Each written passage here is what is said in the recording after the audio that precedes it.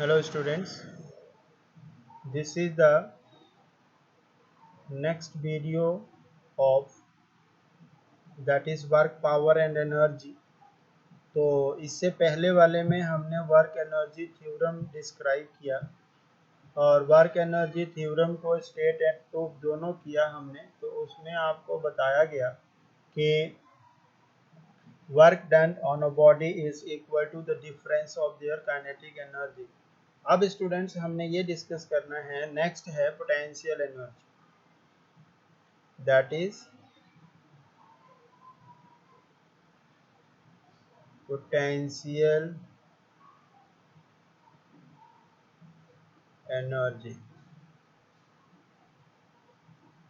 तो potential energy में होता है कि the energy possessed by a body due to its configuration and due to its position, यानी कि पोजीशन और कॉन्फ़िगरेशन की वजह से जो एनर्जी पोजेस्ड होती है या ड्यू टू हाइट जो एनर्जी पोजेस्ड होती है, this is called potential energy. यानी कि the energy of a body due to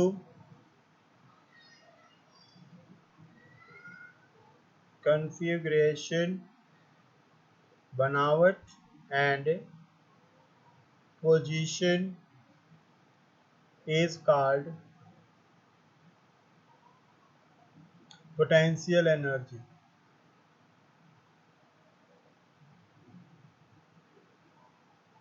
तो potential energy shortly denoted by PE, इसको हम पीई से डिनोट करते हैं। तो जैसे मान लो कि जितनी भी एनर्जी है इन सब की जो है, यहाँ पे ये एक हमने ये सरफेस है, इस हाइट पे हमने एक बॉडी को रखा हुआ है। The mass of body is m। तो यहाँ पे जो होगा that is force F is equal to mg, यानी कि इसका जो वेट है ये नीचे को वर्क करेगा। तो this is F is equal to mg। अब आपको पता है कि work W is equal to होता है F इंटू डिस्प्लेसमेंट हाइट, यानी कि वर्क इज इक्वल टू हो जाएगा mgh। तो स्टूडेंट्स यहाँ पे जो पोटेंशियल एनर्जी है दैट इज mgh। तो पोटेंशियल एनर्जी इज mgh। और पोटेंशियल एनर्जी का जो डेफिनेशन है that is the energy possessed by a body due to height, due to position, due to configuration is called potential energy. तो ये जो है हमारे पास, this is something about potential energy. तो अब है पोटेंशियल एनर्जी के बाद एक मैकेनिकल एनर्जी आती है। तो that is the sum of kinetic energy and potential energy is called mechanical energy. तो नेक्स्ट जो है मैकेनिकल एनर्जी। तो मैकेनिकल एनर्जी है that is the sum of kinetic energy and potential energy is called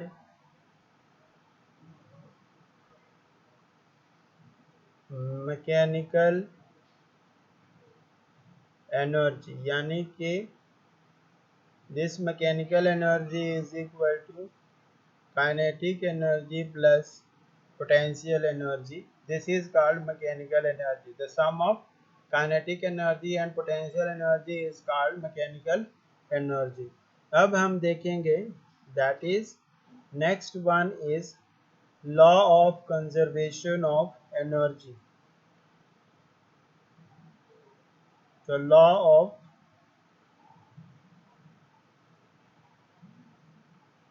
conservation of energy।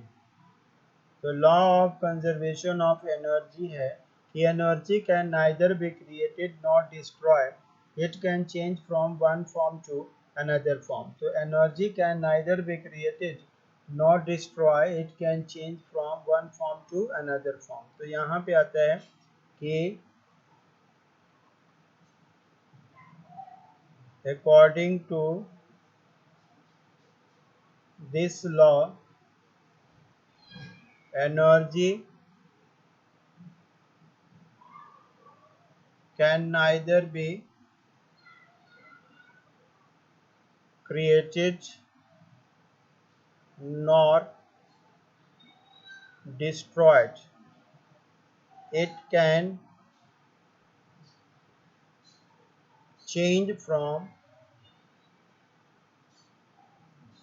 one form to another form, one form to another form. तो ये है law of conservation of energy. इसमें example भी यदि explain करना हो तो जैसे कि हम बात करें कि फॉर्मेशन ऑफ हाइड्रो इलेक्ट्रिक। अब देखो हाइड्रो इलेक्ट्रिक एनर्जी में होता क्या है कि सबसे पहले कोई भी फ्लोइंग रिवर है उस पर हम डैम बनाते हैं। तो जब डैम बनाते हैं तो जो kinetic energy of flowing water है दैट कन्वर्टेड, क्योंकि जब डैम बनाएंगे तो वहाँ पे वाटर जो होगा वो स्टोर हो जाएगा और जब वाटर स्टोर होगा तो वो रेस्ट पे रहेगा। तो हम क्या करते हैं कि वहाँ पे डैम बनाते हैं। तो डैम बनाने से जो काइनेटिक एनर्जी है वो उसके स्टोरिंग में पोटेंशियल एनर्जी में कन्वर्ट हो जाती है। तो जब पोटेंशियल एनर्जी में कन्वर्ट हो जाती है तो उस तरह से हम ये कह सकते हैं कि वो पोटेंशियल एनर्जी जो है वो kinetic energy converted into potential energy. पानी भर गया डैम, अब जब हम डैम को खोलते हैं तो वो पोटेंशियल एनर्जी फिर से काइनेटिक एनर्जी में कन्वर्ट होती है and that kinetic energy start to rotate turbine. वहाँ पे टरबाइन लगी होती है, वो टरबाइन रोटेट होती है। तो टरबाइन रोटेट होगी, उसमें मैकेनिकल एनर्जी प्रोड्यूस होगी। अब वो मैकेनिकल एनर्जी जो है वो जैसे कि आगे जनरेटर के साथ जुड़ी होती है तो वो mechanical energy converted into electrical energy. तो इस तरह से जो है वो इलेक्ट्रिकल एनर्जी के फॉर्म में कन्वर्ट हो जाती है। आफ्टर दैट वो इलेक्ट्रिकल एनर्जी अब हमारे घरों में, फैक्ट्रीज में, शॉपिंग मॉल में वहाँ सप्लाई होती है। तो वहाँ पर डिफरेंट फॉर्म में यूज होती है। कोई लाइट एनर्जी के फॉर्म में यूज करता है, कोई साउंड एनर्जी के फॉर्म में, कोई हीट एनर्जी के फॉर्म। तो इस तरह से that converted into the different form of energy. तो हम ये कह सकते हैं कि that is the it can be converted from one form to another form. इसमें हम कन्वर्ट कर सकते हैं एक फॉर्म से दूसरे फॉर्म में। तो ये जो है this is the law of conservation of energy. अब इसके बाद अब हम इसका जो है ये प्रूफ देखें। तो पहले हम इसका प्रूफ देखेंगे। तो proof of law of conservation of energy. तो प्रूफ के केस में हम ये कहते हैं कि मान लो कि ये जो हमारे पास अर्थ है और एक बॉडी जो है जिसका मास यहाँ पे है m, उसको पॉइंट ए पे रखा हुआ है, जिसका हाइट जो है फ्रॉम ग्राउंड वो h है। तो हाइट फ्रॉम ग्राउंड h है। फिर बाद में इस बॉडी को यहाँ पे रेस्ट पे है, बॉडी छोड़ दिया गया, रिलीज कर दिया गया। तो रिलीज करने के बाद जो है वो बॉडी x डिस्टेंस नीचे आ गई। तो x डिस्टेंस नीचे आ गई। अब फिर यहाँ से भी छोड़ दिया। मान लो कि ये पॉइंट हमारे पास B है, फिर ये बॉडी जो है वो अर्थ पे पहुंच गई। तो ये जो है ये बॉडी अर्थ पे पहुंच गई। तो जब ये अर्थ पे पहुंची, थोड़ा सा अर्थ से हम ऊपर ही लेते हैं, तो दिस पोजीशन इज C। अब देखो कि इस बॉडी का जो नीचे से हाइट रहेगी वो है that is h minus x। अब इसकी जो हाइट है this is h minus x। ये तीन पोजीशन है। तो हमें सबसे पहले हम बात करेंगे कि late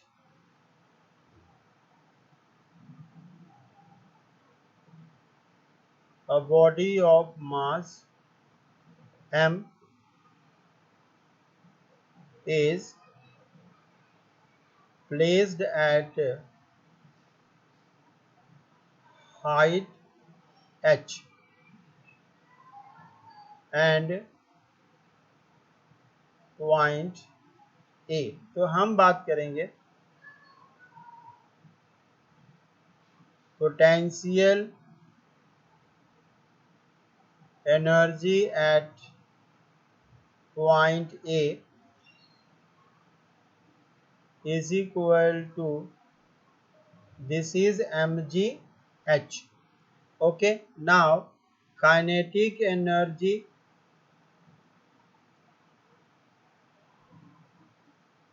at point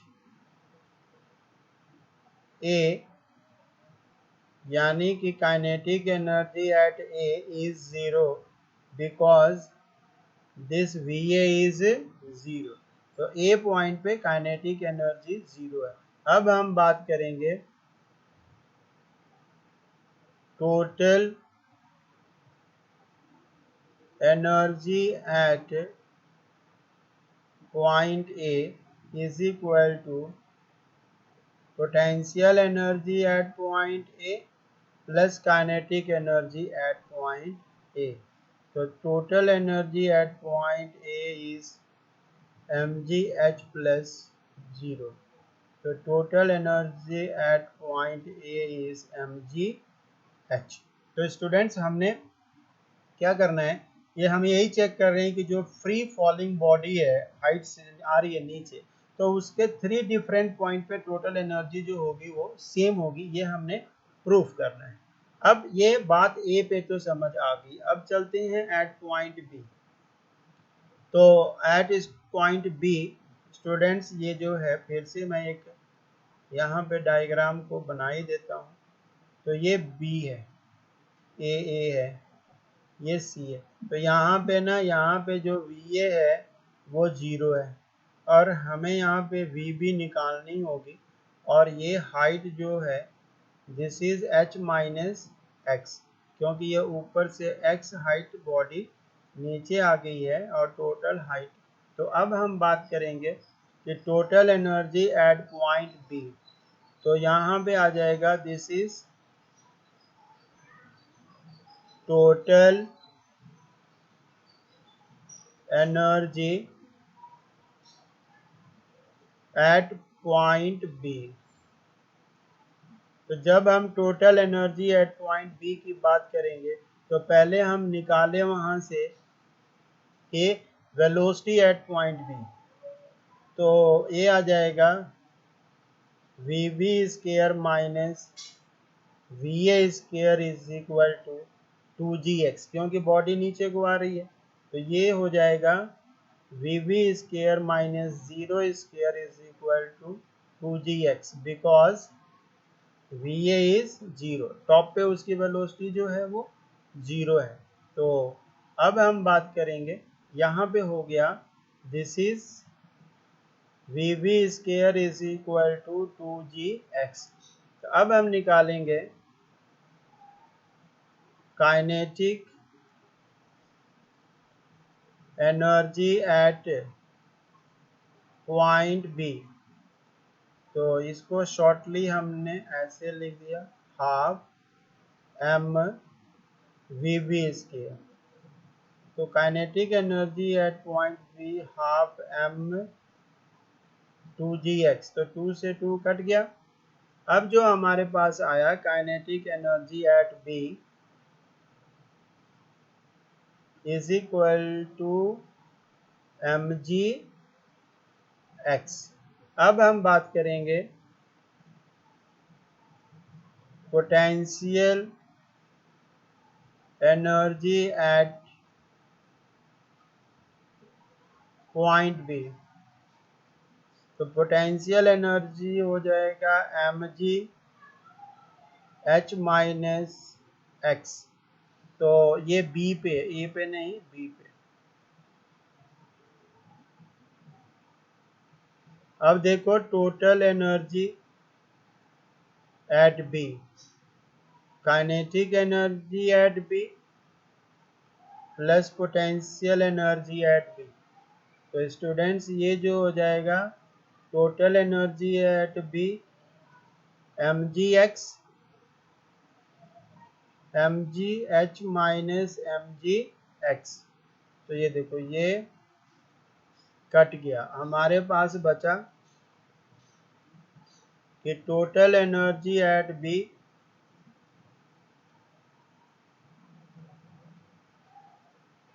is equal to mgh। ये आ गया इक्वेशन नंबर 4। तो ये आ गया आपके पास इक्वेशन 5 ले लेंगे।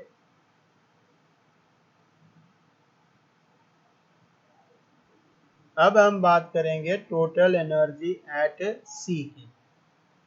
तो टोटल एनर्जी एट सी, तो सी पे पहले तो हम निकालेंगे velocity at C.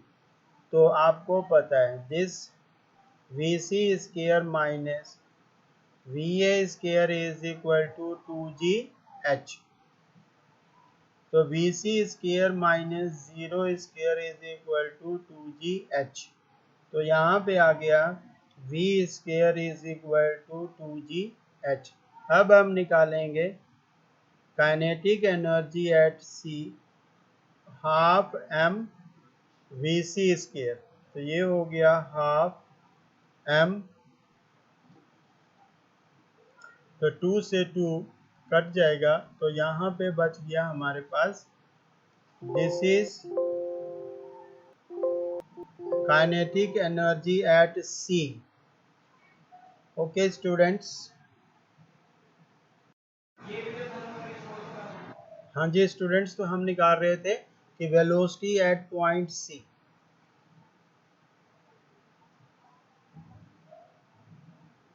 Velocity at point C, तो उसके लिए जो पॉइंट सी है तो वो हो जाएगा हमारे पास V C square minus V A square is equal to 2gh।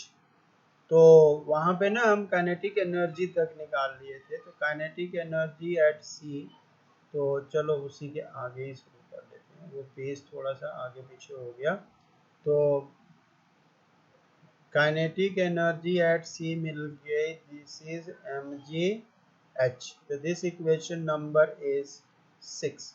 अब हमारे पास आता है students potential energy at C. तो ये आ जाएगा mgh। h at C is 0, तो potential energy at C is 0। तो अब हम बात करेंगे total energy at C, kinetic energy at C plus potential energy at C. तो ये हो जाएगा total energy at C mgh plus 0। तो अब यहाँ पे आ गया कि this is total energy at C is mgh। तो दिस इज 7th इक्वेशन। तो स्टूडेंट्स अब यहाँ पे हम कंक्लूड करेंगे। तो total energy at point A is equal to total energy at point B is equal to total energy at point C. Hence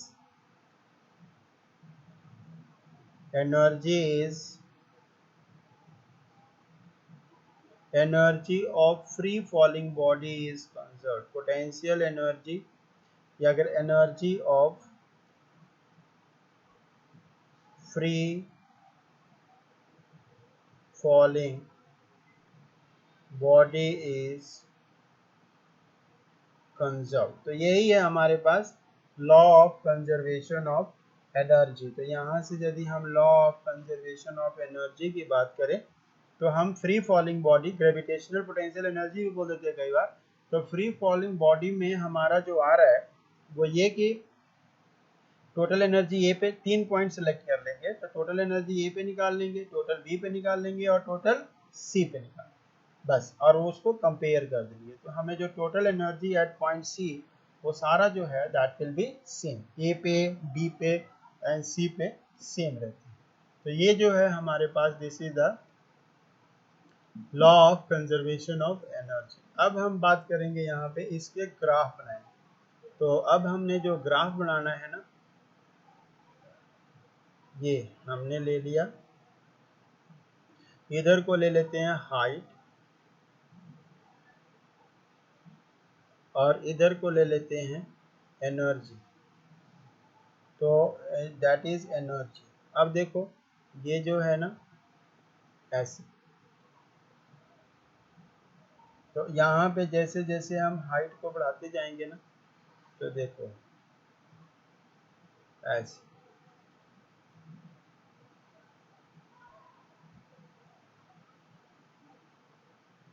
कि यहाँ पे ये जो है टोटल एनर्जी है, this is kinetic energy plus potential energy, और ये जो है हमारे पास काइनेटिक एनर्जी है, और ये जो है वो पोटेंशियल एनर्जी है। तो ये देखो जब हाइट जीरो है, यहाँ हाइट जीरो है तो यहाँ पे सिर्फ काइनेटिक एनर्जी है, पोटेंशियल एनर्जी जीरो। जब हाइट मैक्सिमम है तो सिर्फ यहाँ पे पोटेंशियल एनर्जी है, काइनेटिक एनर्जी जीरो है। तो इस तरह से students we can explain that is the law of conservation of energy. इसके बाद हमारे पास स्टूडेंट्स आता है कि that is the expression for potential energy of spring. तो दैट इज नेक्स्ट है expression for potential energy of spring. तो ये एक्सप्रेशन जो है, अब ये देखते हैं पोटेंशियल एनर्जी ऑफ स्प्रिंग। तो हमने क्या किया कि यहाँ पे एक स्प्रिंग लिया, ऐसे हमने ये फिक्स रखा, और ये स्प्रिंग में एक बॉडी कनेक्ट करके इस पे हमने एफ फोर्स अभी नहीं लगा रहे, जीरो, तो इसमें एक्सटेंशन भी जीरो। फिर हमने जो है इस पे फोर्सेस लगाए एफ, तो इसमें जो एक्सटेंशन प्रोड्यूस होगी दैट इज एक्स। फिर हमने थोड़ा सा फोर्स बढ़ा दिया, तो जब इसमें फोर्स बढ़ाया तो एफ प्लस, तो इसमें एक डी एक्स एक्सटेंशन आ गई, जिसके लिए वर्क डन कितना करना पड़ा, डी डब्ल्यू। तो ये बोलते हैं कि लेट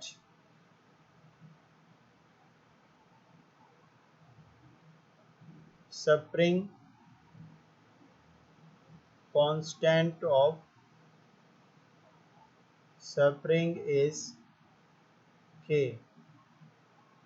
तो ये बोलते हैं कि force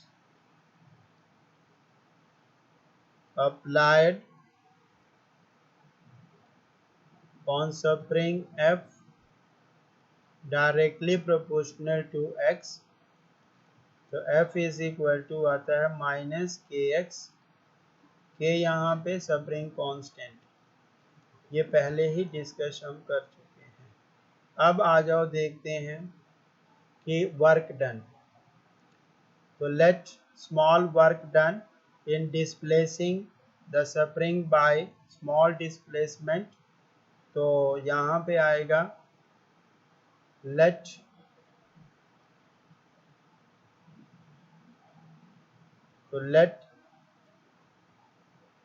small work done is dw, तो dw हो जाएगा f इंटू dx। ये थर्ड इक्वेशन आ गया कि दैट इज dw। अब हमारे पास जो है F इज इक्वल टू हमें पता है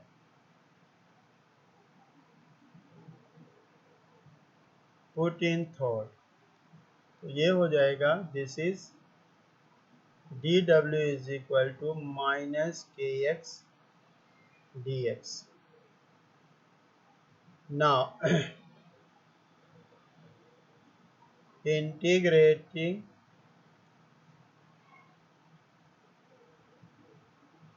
both sides of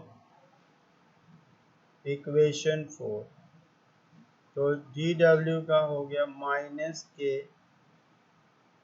x dx, और यहाँ पे आ गया xi टू xf, यानी कि xi टू एक्सएफ पे ले गए तो यहाँ पे क्या हो जाएगा, लिमिट पुट करते हैं इंटीग्रेट कर, तो जी डब्ल्यू का हो जाएगा W minus K and this becomes X square upon 2 X I to XF, तो ये आ जाएगा minus K by two XF square minus X I square,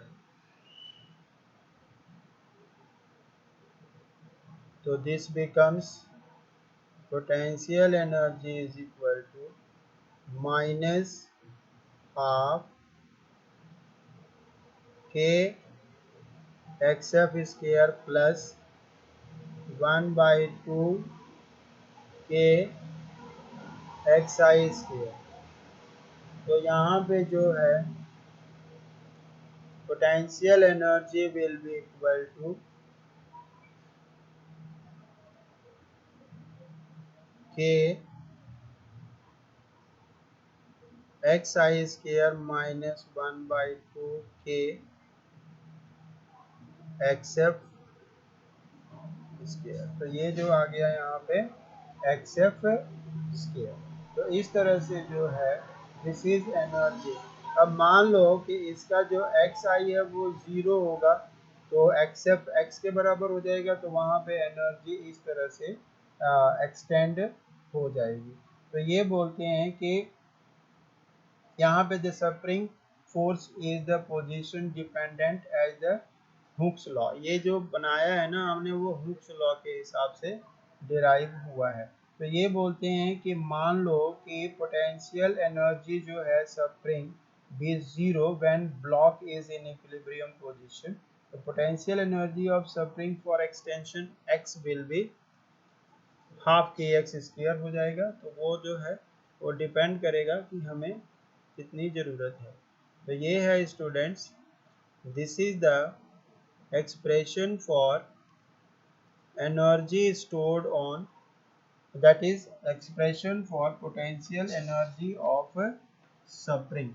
और यहाँ पे यदि हम इसके ग्राफिकल रिलेशन की बात करें तो इसका जो ग्राफ बनेगा ना वो इस तरह का बनेगा,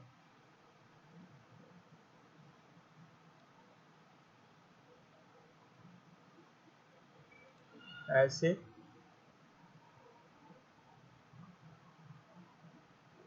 और ऐसे हम ड्रॉ करेंगे, तो एक जो आएगा ऐसे,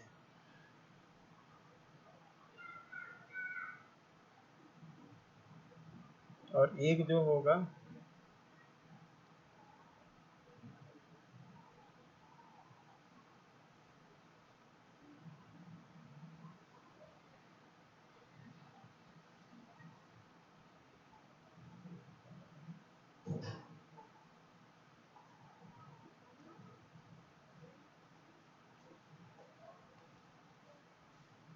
यहाँ पे हम एक्सिस को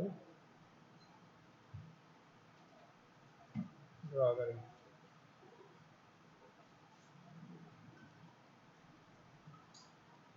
तो इधर को हम लेंगे that is E is equal to K plus U, और इधर को लेते हैं डिस्प्लेसमेंट,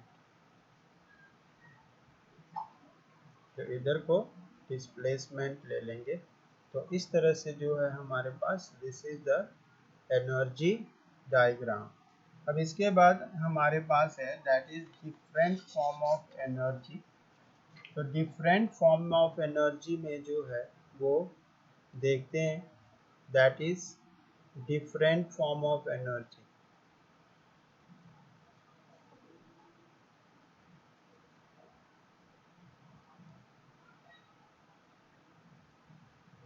तो डिफरेंट फॉर्म ऑफ एनर्जी में जो फर्स्ट एनर्जी है दैट इज मैकेनिकल एनर्जी।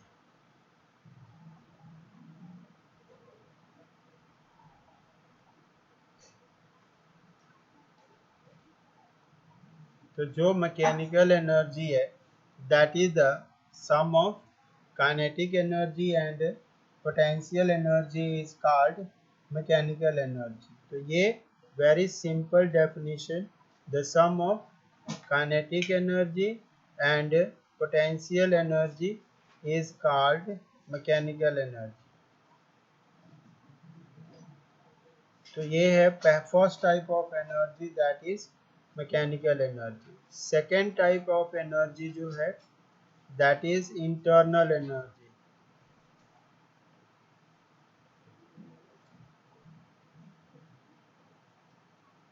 तो यदि हम इंटरनल एनर्जी की बात करेंगे तो the energy possessed due to the molecules and the vibrating body with respect to another is known as internal energy. यानी कि जो energy, total energy possessed by the gas molecule due to its vibration is known as internal energy. इसके बाद हमारे पास जो है that is next one is heat energy. The heat possessed due to the random motion of particles of medium या gas particle is known as heat energy because they will collide against each other and produce the heat energy. अब आता है chemical energy. तो chemical energy जो है, the energy possessed during the chemical process is known as chemical energy. फिर आता है that is electrical energy. तो इलेक्ट्रिकल एनर्जी में आएगा कि that energy possessed due to the electrical source is known as electrical energy. Nuclear energy due to nuclear reaction. The energy possessed during the nuclear reaction is called nuclear energy. तो यहाँ पे जो है ये सारा कुछ जो है वो न्यूक्लियर एनर्जी. तो ये इस तरह से there are some different part of nuclear energy. तो स्टूडेंट्स ये जो है हमारे पास समथिंग अबाउट न्यूक्लियर एनर्जी. इसके बाद एक मास एनर्जी रिलेशन आता है या mass energy equivalence. Mass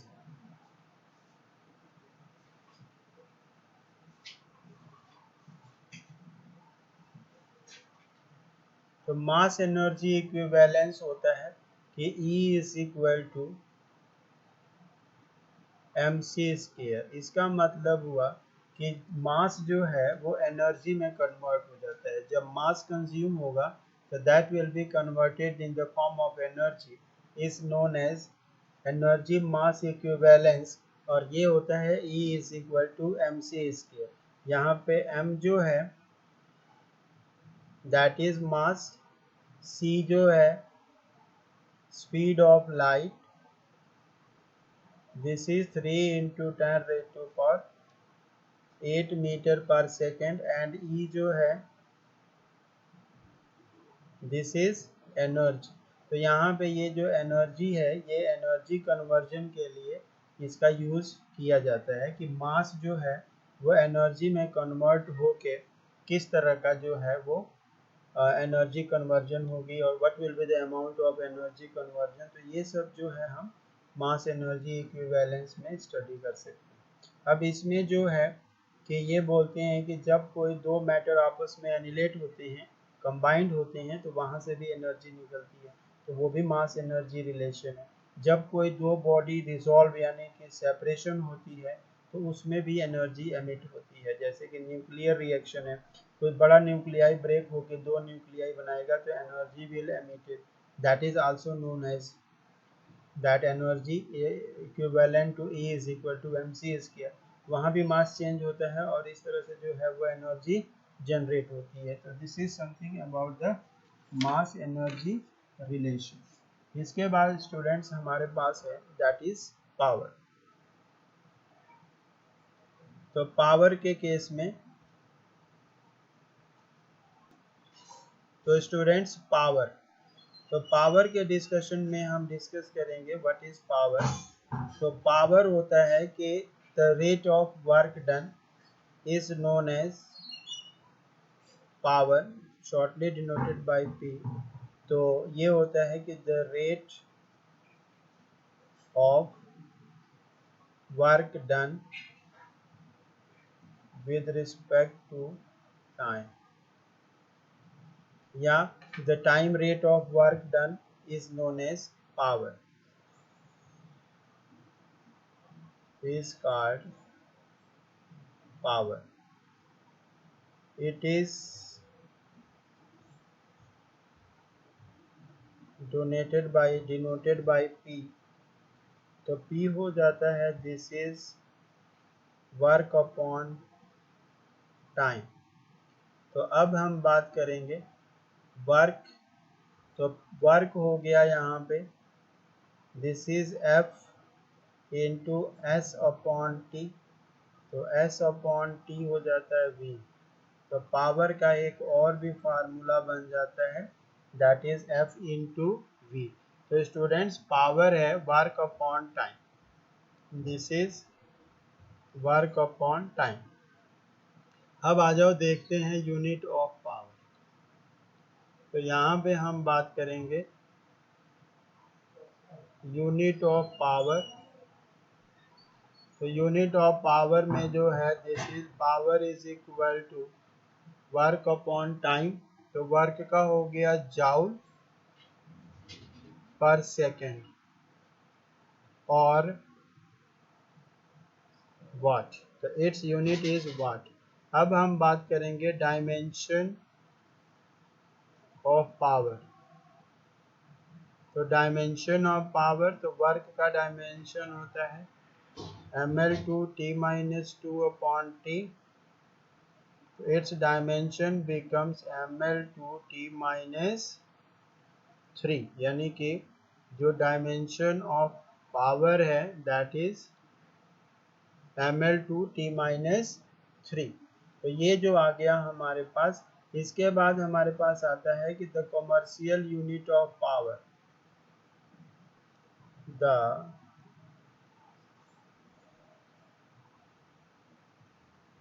commercial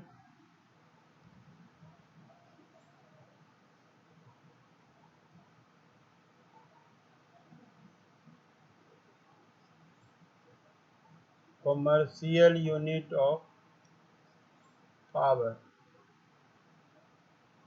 is